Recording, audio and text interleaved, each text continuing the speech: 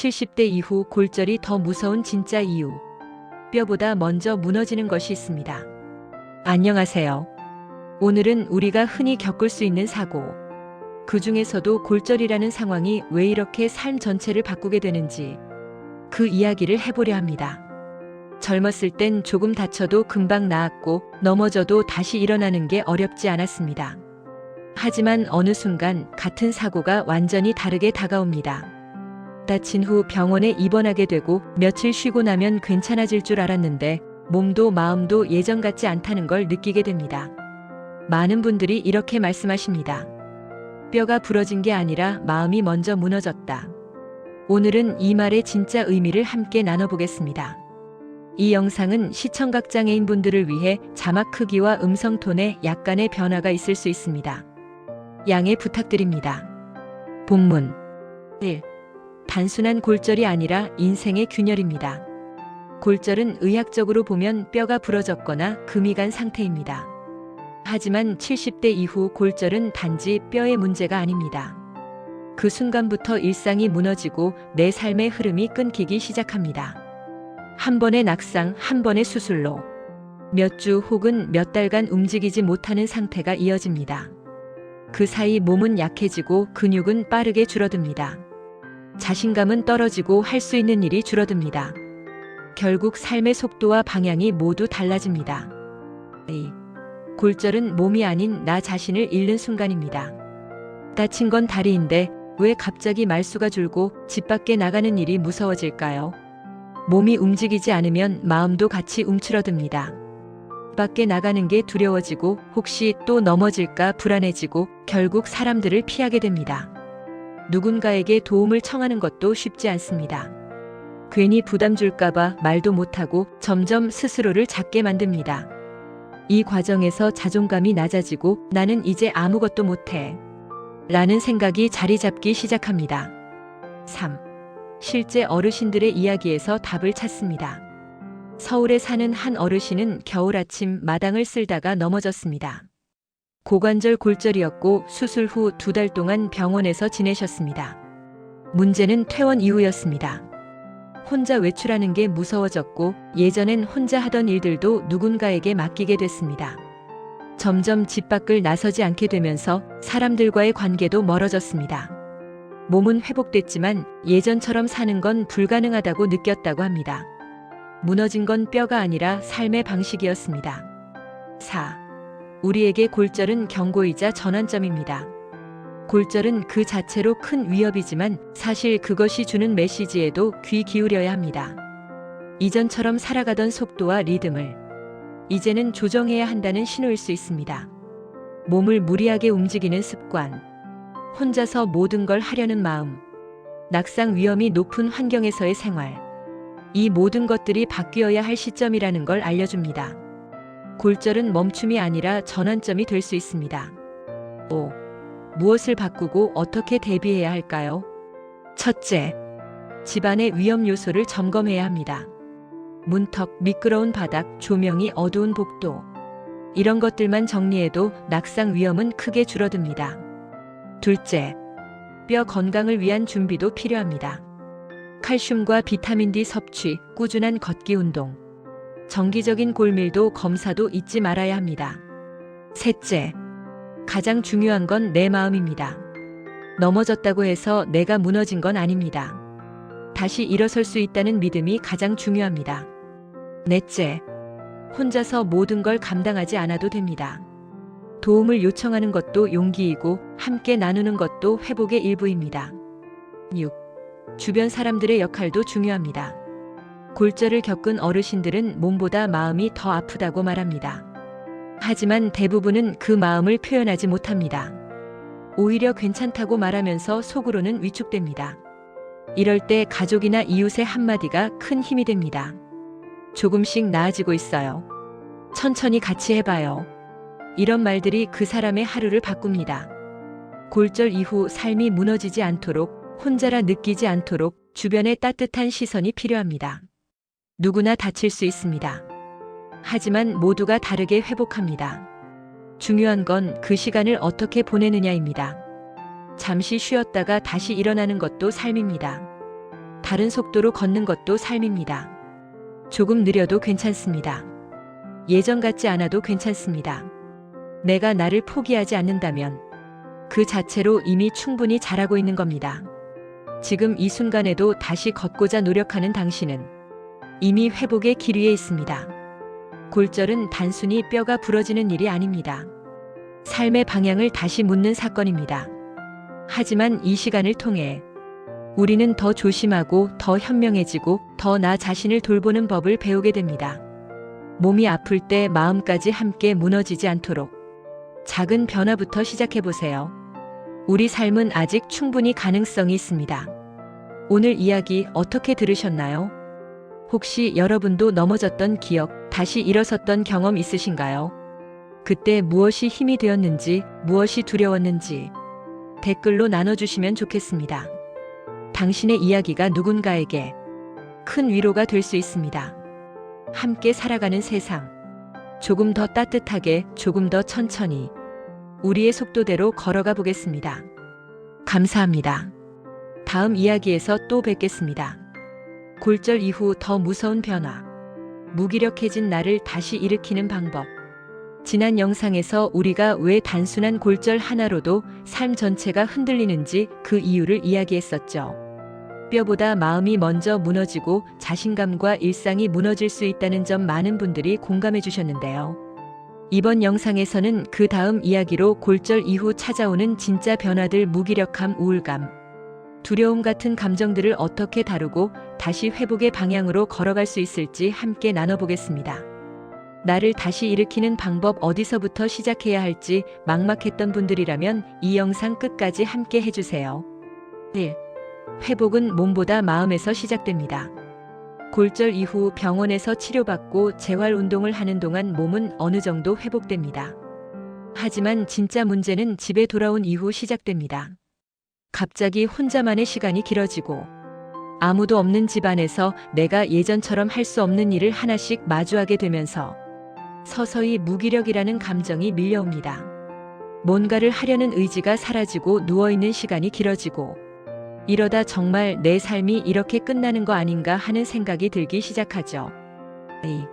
무기력은 소리 없이 다가옵니다. 처음엔 그저 피곤한 줄 알았고 쉬면 나아질 줄 알았지만 하루 이틀 지나도 기운이 안 나고 어떤 일에도 흥미가 생기지 않고 말도 줄고 식사량도 줄고 점점 스스로를 돌보는 것조차 귀찮아집니다.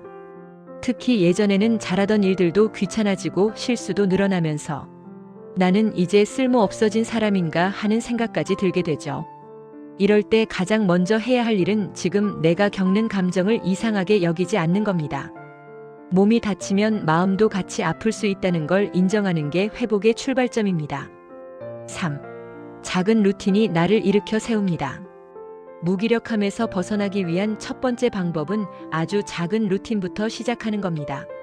아침에 일어나면 이불 개기, 세수하고 창문 열기, 물 한 잔 마시기. 이런 것들이 단순해 보여도 나를 움직이게 만드는 시작점이 됩니다. 그게 쌓이면 다시 의욕이 생기고 작은 성취감이 생기고 그 성취감이 나는 아직 할 수 있다는 믿음을 되살려줍니다. 절대 처음부터 큰 걸 하려고 하지 마세요. 작은 움직임 하나가 내 삶의 방향을 바꿀 수 있습니다. 4. 사람과 연결되면 회복이 빨라집니다. 무기력의 가장 큰 원인은 혼자 있다는 감각에서 옵니다. 그래서 누군가와 연결되는 것만으로도 회복은 훨씬 빨라집니다. 전화 한 통, 문자 한 줄, 동네 복지관 모임 같은 일상적인 소통이 나를 살아있게 만들어줍니다. 내가 겪은 일을 누군가와 나누면 그 순간부터는 혼자가 아닙니다.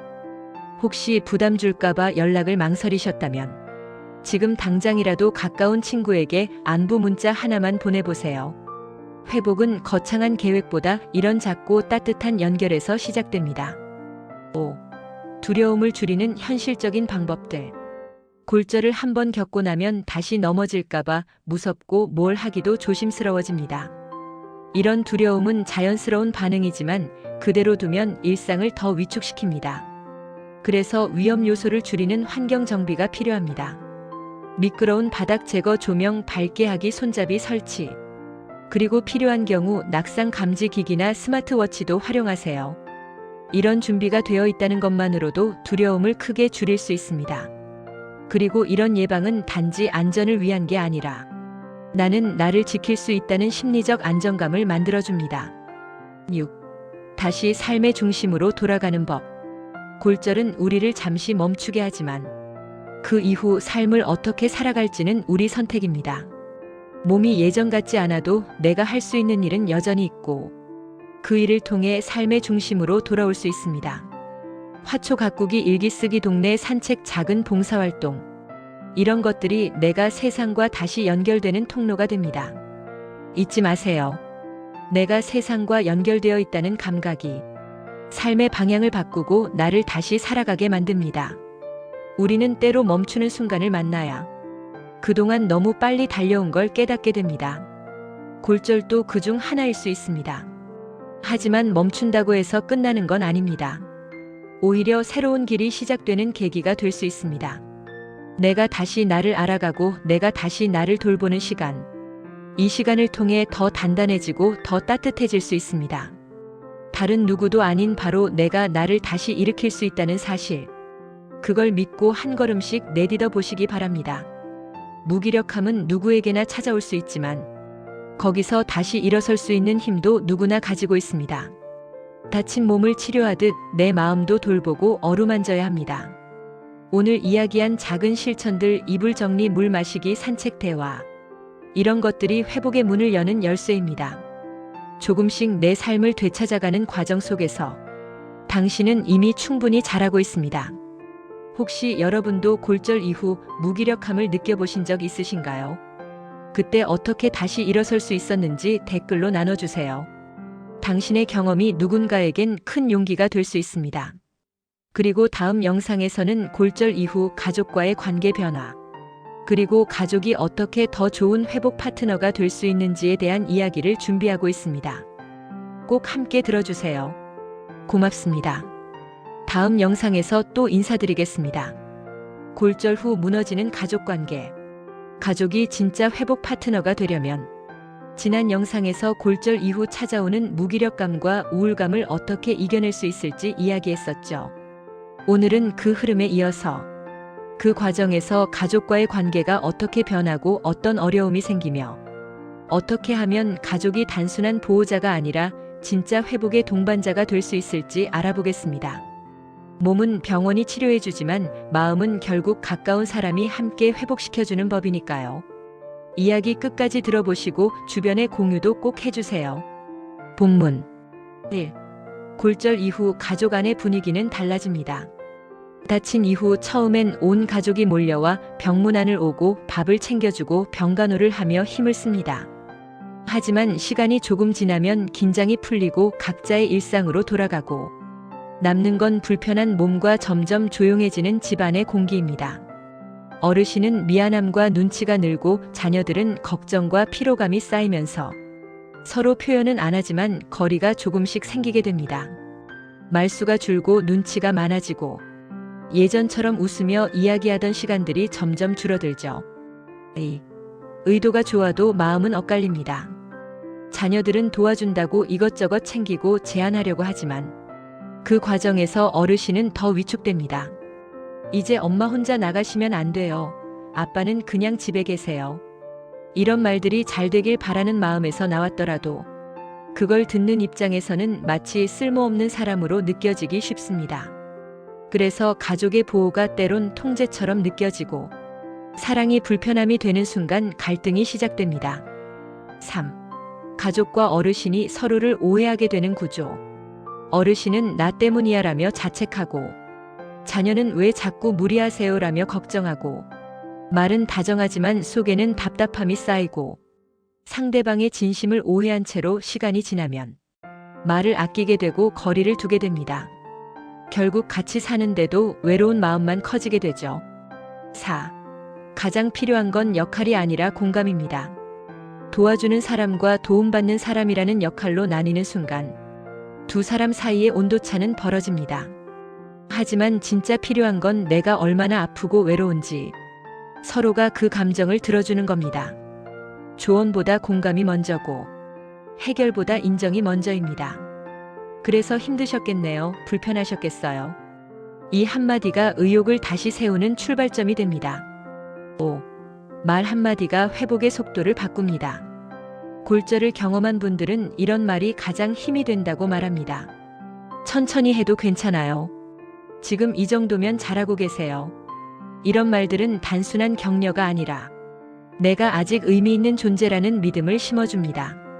반대로 조급한 말, 상처 주는 말은 회복을 더디게 만듭니다. 말투 하나가 약이 되기도 하고 독이 되기도 합니다. 6. 함께 일상을 만드는 것부터 시작해보세요.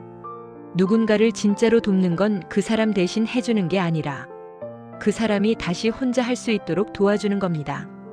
예를 들어 식사 준비를 전부 대신하는 게 아니라 재료를 함께 고르고 옆에서 천천히 따라 할 수 있게 기다려주는 거죠. 그 과정이 느리더라도 내가 다시 일상으로 복귀하고 있다는 감각을 느끼는 게 중요합니다. 걷는 것도 혼자보다는 팔짱을 끼고 함께 나가는 산책부터 시작하면 훨씬 부담 없이 자신감을 가질 수 있습니다. 7. 가족은 간병인이 아니라 회복 파트너입니다. 가족이 무조건 다 해주는 구조는 오히려 회복을 막습니다. 조금 불편해도 혼자 할 수 있는 일은 하게 해줘야 하고 넘어진 걸 두려워하기보다는 다시 일어나는 힘을 믿어줘야 합니다. 가족이 함께 회복의 리듬을 맞춰가면 어르신도 내가 짐이 아니라 함께 살아가는 존재라는 걸 느끼게 됩니다. 그게 관계를 회복시키는 길입니다. 8. 어르신도 표현해야 관계가 살아납니다. 말하지 않으면 가족은 절대 알 수 없습니다. 내가 불편했던 일, 내가 외로웠던 마음, 서운했던 순간들을 억누르기보단 조심스럽게 말로 꺼내야 서로가 다시 가까워질 수 있습니다. 표현은 갈등이 아니라 이해의 시작입니다. 솔직한 마음을 나누면 자녀들도 어떻게 해야 하는지 방향을 잡을 수 있게 됩니다. 9. 결국 가족은 서로에게 가장 큰 위로입니다. 아무리 좋은 병원도 따뜻한 말 한마디만큼 마음을 치유하진 못합니다. 몸은 의사가 돌보지만 마음은 가족이 살피는 법입니다. 같이 밥 먹고 같이 걷고 같이 웃는 시간들이 약보다 더 큰 힘이 될 수 있습니다. 우리는 서로를 살리는 존재라는 걸 잊지 마세요. 다치고 나서 불편한 건 몸이지만 그걸 견디는데 가장 필요한 건 관계입니다. 누군가 나를 이해해주고 기다려준다는 믿음이 있을 때 회복은 훨씬 빠르고 부드럽게 진행됩니다. 가족이라는 이름 안에 책임보다 먼저 있어야 할 건 사랑과 존중입니다. 지금 내가 하고 있는 말과 행동이 상대에게는 약이 될 수도 있고 벽이 될 수도 있다는 걸 기억해 주시기 바랍니다. 골절 이후 진짜 회복은 몸을 넘어서 관계에서 시작됩니다.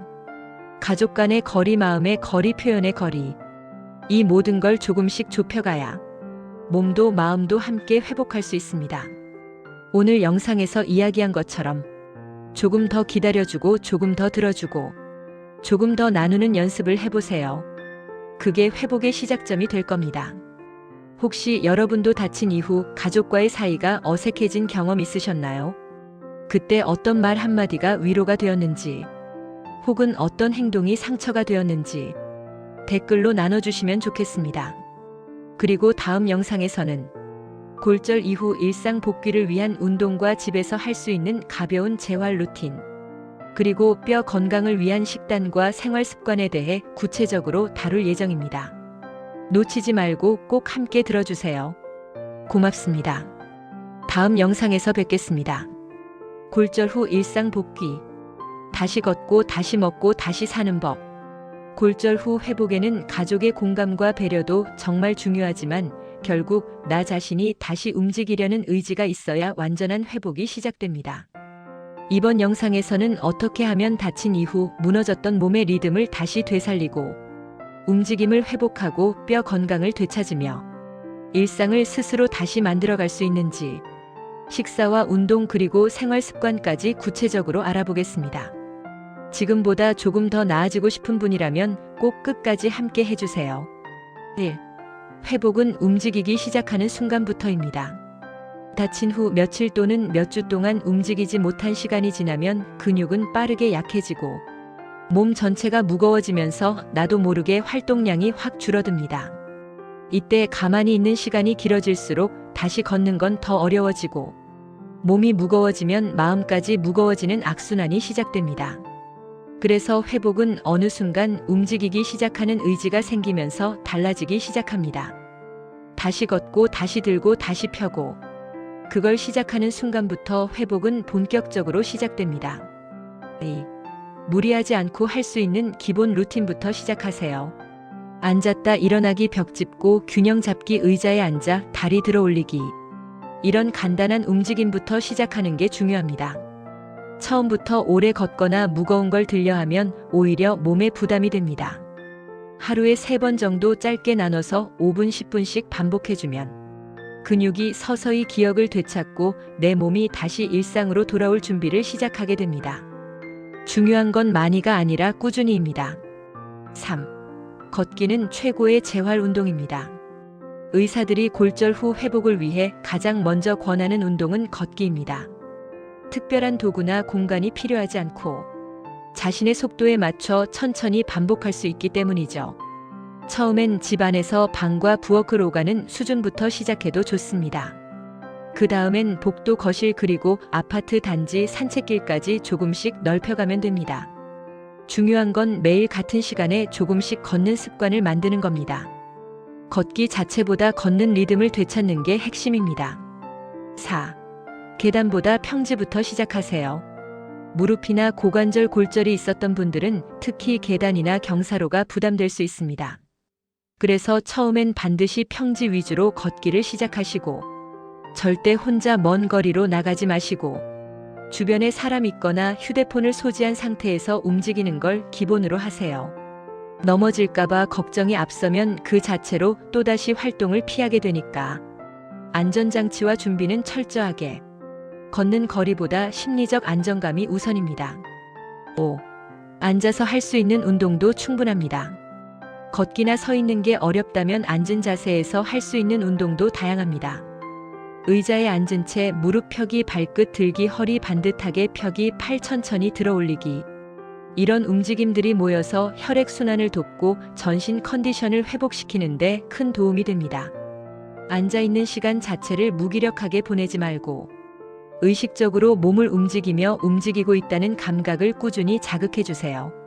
TV 볼 때 광고 시간만이라도 해보시면 충분합니다. 6. 뼈 건강을 살리는 식단이 회복 속도를 바꿉니다.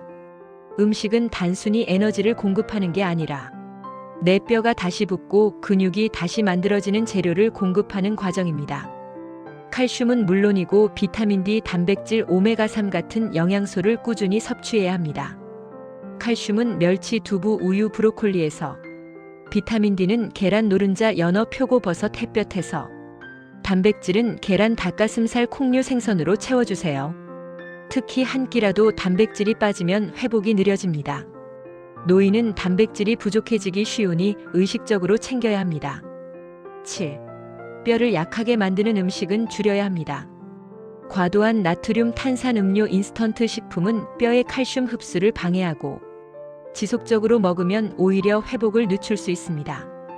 짠 음식은 자연스럽게 물을 많이 마시게 하고 그 과정에서 칼슘이 소변으로 빠져나가면서 뼈가 약해질 수 있습니다.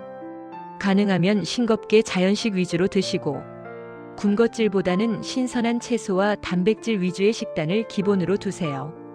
8. 햇볕은 약입니다. 햇볕을 하루 15분만 받아도 비타민 D가 체내에서 생성되면서 칼슘 흡수가 훨씬 원활해집니다. 매일 일정 시간 밖에서 산책하거나 창가에 앉아 햇볕을 쬐는 습관을 만들어 보세요. 햇볕은 뼈 건강뿐 아니라 기분 개선에도 효과가 있어서 우울감을 줄이는 데도 큰 도움이 됩니다. 9. 수면과 회복은 연결되어 있습니다. 몸이 회복되려면 밤에 깊은 잠을 자야 합니다. 수면의 질이 낮아지면 회복력도 떨어지고 피로가 쌓이면 다음날 움직이는 게 더 힘들어지죠. 자기 전 스마트폰을 멀리하고 TV 시청을 줄이고 저녁은 가볍게 하며 하루 일과를 마무리하는 고정된 루틴을 만들면 숙면에 도움이 됩니다. 수면 보조제를 고민하기 전에 생활 습관을 먼저 점검해 보는 게 좋습니다. 움직이지 못하는 시간이 길어질수록 내가 뭔가를 할 수 있다는 믿음도 사라지게 됩니다. 하지만 아주 작은 움직임 하나가 그 믿음을 다시 살릴 수 있습니다. 오늘 내가 한 동작 하나가 내일의 나를 살리는 씨앗이 됩니다. 먹는 것 하나, 걷는 시간 10분 하나. 그 모든 게 다시 살아가기 위한 준비입니다. 지금 시작하면 늦지 않았습니다. 골절 이후의 회복은 단순히 뼈가 붙는 것만이 아니라 내가 다시 움직이고 내가 다시 먹고 내가 다시 나로 살아가는 과정입니다. 하루하루 쌓이는 작은 실천들이 나를 일상으로 데려다 줄 겁니다. 지금부터 하나씩 시작해 보세요. 그게 회복입니다. 오늘 영상에서 소개한 식단이나 운동 루틴 중 혹시 실천해 보신 게 있으신가요? 또는 직접 해보니 좋았던 방법이 있다면 댓글로 함께 나눠주세요. 다음 영상에서는 골절을 예방하기 위한 집 안안전 정비 방법과 낙상 방지 아이템 활용법에 대해 자세히 다룰 예정입니다. 다음 편도 꼭 함께 들어주세요. 감사합니다. 또 뵙겠습니다. 골절은 예방이 답입니다. 집안에서 낙상을 막는 가장 현실적인 방법. 지난 영상에서는 골절 이후 어떻게 다시 움직이고 식사하고 일상을 되찾아갈 수 있는지 이야기 드렸죠. 그 흐름에 이어 오늘은 한 발 더 나아가서 앞으로 다시는 같은 사고를 겪지 않기 위해 집안에서 어떤 것부터 바꾸고 무엇을 챙겨야 하는지 골절 예방을 위한 가장 구체적이고 현실적인 방법들을 함께 알아보겠습니다. 이미 한 번 다친 분들에게는 더는 넘어지지 않게 해주는 예방이 가장 강력한 회복이 될 수 있으니까요. 지금 이 이야기 꼭 들어보시고 오늘부터 바로 바꿔보시기 바랍니다. 1. 골절의 절반은 집안에서 시작됩니다. 70대 이후 낙상 사고의 대부분은 실외보다 실내에서 일어납니다. 특히 화장실, 거실, 주방, 침실처럼 매일 사용하는 공간이 위험지대가 될 수 있습니다. 우리 눈에는 아무렇지 않아 보이는 작은 문턱, 전선, 바닥 매트 하나가 넘어짐의 원인이 되고 그게 골절로 이어질 수 있습니다. 그래서 회복보다 중요한 건 넘어지지 않도록 하는 환경 만들기입니다. 그 시작은 집 안 구조를 하나씩 점검하는 것부터입니다. A. 문턱은 작아도 위험은 큽니다. 출입문이나 방과 방 사이의 문턱은 크게 느껴지지 않지만 보행기나 워커, 지팡이를 사용하는 어르신들에게는 넘어짐의 대표적인 원인이 됩니다. 이 문턱을 없애거나 낮추거나 고무 경사로를 덧대는 방식으로 안전하게 바꾸는 게 중요합니다. 실제로 낙상으로 병원에 온 분들 중 문턱에서 걸려 넘어졌다는 사례가 굉장히 많습니다. 당장은 불편해도 그 작은 높이가 넘어짐과 비껴가는 결정적 차이를 만듭니다. 3. 미끄러운 바닥은 넘어짐보다 더 빨리 해결해야 합니다. 타일로 된 화장실, 주방, 대리석 바닥은 양말을 신거나 물이 있을 경우 미끄러질 위험이 매우 높습니다. 반드시 미끄럼 방지 테이프나 고무 발판을 설치해줘야 하고 물기 제거용 매트는 얇고 접히지 않는 재질로 교체해야 합니다. 특히 화장실 출입구에는 젖은 발로 이동해도 안전한 재질의 매트를 꼭 깔아야 하고 샤워 후 바닥을 건조시킬 수 있는 바람기나 작은 송풍기도 매우 효과적입니다. 4. 조명은 단순한 밝기가 아니라 길을 비춰주는 장치입니다. 어르신의 시력은 낮에도 어두운 구간을 잘 인식하지 못할 수 있습니다. 그래서 현관 입구, 복도, 침실, 화장실 입구에 자동 센서 등을 설치하면 밤중 화장실 이동이나 새벽 기상 시 큰 도움이 됩니다. 벽에 부착형 무선 센서 등은 설치도 쉽고 전선도 없어서 시니어 가정에서 활용하기 매우 좋습니다. 낙상을 예방하는 데 조명은 생각보다 훨씬 중요한 역할을 합니다. 5. 화장실은 가장 위험한 장소 중 하나입니다. 물을 사용하고 몸을 씻는 공간이기에 화장실은 낙상의 위험이 가장 큰 장소입니다. 변기 옆과 샤워 공간 벽에는 반드시 고정식 손잡이를 설치하고 미끄럼 방지 매트는 한 장이 아니라 출입구까지 연결되도록 깔아야 합니다. 앉았다 일어나는 동작이 많은 공간이기 때문에 앉은 상태에서 잡을 수 있는 손잡이 높이를 제대로 맞추는 것도 중요합니다. 욕조가 있다면 욕조 안팎에도 손잡이를 설치해야 하고 가능하면 샤워 부스를 설치해 이동을 최소화하는 것도 좋습니다. 6. 침실은 하루의 시작과 끝이 있는 공간입니다. 침대는 너무 낮아도 무릎과 허리에 부담이 가고 너무 높아도 일어설 때 중심을 잃기 쉽습니다. 침대 옆에는 반드시 고정식 손잡이 또는 침대 레일을 설치하고 밤에 일어났을 때 스탠드 조명이 자동으로 켜지도록 센서를 설치해두면 낙상 위험을 크게 줄일 수 있습니다. 침대 옆 협탁이나 가구 모서리는 부딪히지 않도록 모서리 보호대를 설치하고 시계, 핸드폰, 약 등을 손 닿는 곳에 정리해두는 것도 중요합니다. 7. 복도는 길이 아니라 안전 통로입니다. 복도는 어르신들이 이동할 때 항상 지나야 하는 통로이기 때문에 바닥에 물건이나 장식품이 놓여 있으면 위험합니다. 절대 바닥에 두는 전선 다발이나 멀티탭은 없애야 하고 양쪽 벽에 난간을 설치하면 넘어짐 걱정 없이 이동할 수 있습니다. 특히 밤중 이동이 잦은 경우라면 복도 전체에 간접 조명이나 센서 등을 설치하세요. 실내 보행 중 가장 많이 넘어진 장소가 복도라는 통계도 있습니다. 8. 낙상 감지 기기와 알림 장치는 생각보다 쓸모가 많습니다. 넘어졌을 때 가장 위험한 건 신속한 대응이 안 되는 상황입니다. 요즘은 낙상 감지 센서와 스마트워치형 긴급 알림 기기가 보급되어 있어서 혼자 있을 때도 누르면 바로 자녀나 보호자에게 알림이 갑니다. 이런 기기들은 단순히 기술이 아니라 심리적으로도 어르신이 덜 불안하게 지내는 데 도움을 줍니다. 가격대도 다양해서 부담 없이 선택할 수 있으니 꼭 한번 알아보세요. 9.